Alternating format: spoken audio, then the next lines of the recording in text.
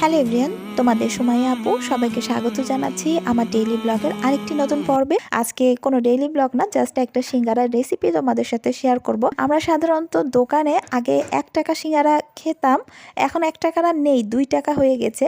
তো সেই 1 টাকা 2 টাকার সিঙ্গারাগুলোর বানানোর প্রসেসটা একটু আলাদা।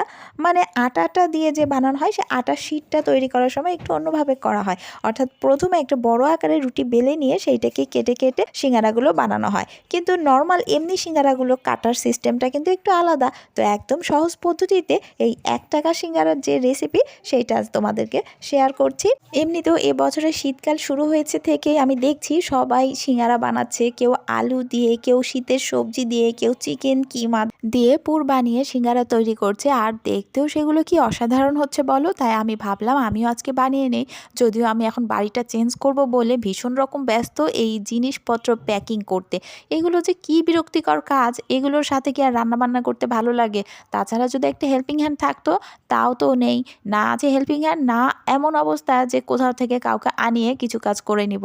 বাবার বাড়ি থেকেও আসার মতো কেউ নেই, শ্বশুর বাড়ি থেকেও আসার মতো কেউ নেই। যত বিড়ম্বনা সব এই সুমাইয়া একাই পোহাতে হয়। যাই হোক, চলো রুটিটা বেলে নেই। এই রুটিটা কিন্তু যতটুকু সম্ভব পাতলা করে বেলে নিতে হবে, কারণ এগুলো ছোট্ট ছোট্ট সিঙ্গারা হয়, এগুলো পাতলা পাতলাই থাকে, একদম রুটিটা মচমচে হয় অনেকটাই। আর আমি বেশি ছোট করিনি, আমি দুটো মাত্র ছোট সাইজ করেছি, বাকি 4টে মোটামুটি সমান বড় মাপেরই করে নিয়েছিলাম। রুটিটা বেলা হয়ে গেলে এভাবে ছুরি দিয়ে আমার মতো সাইজ করে কেটে নেবে। কেটে নেওয়ার পরে এগুলোর উপরে আলুর পুর রেখে মোটামুটি 3 কোণাভাবে ভাঁজ করে নিলেই কিন্তু সিঙ্গারাটা একদম রেডি হয়ে যাচ্ছে। আর ওদিকে আমার কিউটের ডিব্বা আপুগুলো তো অসম্ভব সুন্দর রান্নাবান্না করতে পারে, তারা তো এইটা না দেখেই করে নিতে পারবে। আর দেখানোর পর যারা একটু আমার মতো রান্নাবান্নায় কাঁচা রয়েছে, তারাও কিন্তু ঝটপট খুব সহজে একটা রুটি দিয়ে এরকম 6 থেকে 8টা মতো সিঙ্গারা বানিয়ে নিতে পারো। যদি দিনে যে কোনো সময়ে আলুর পুরটা রেডি করে রেখে দাও, তাহলে কিন্তু যখন মন চাইবে একটা রুটি বেলে নিয়ে এইরকম ঝটপট করে মচমচে গরম গরম সিঙ্গারা বানিয়ে চায়ের সাথে পরিবেশন করতে পারো।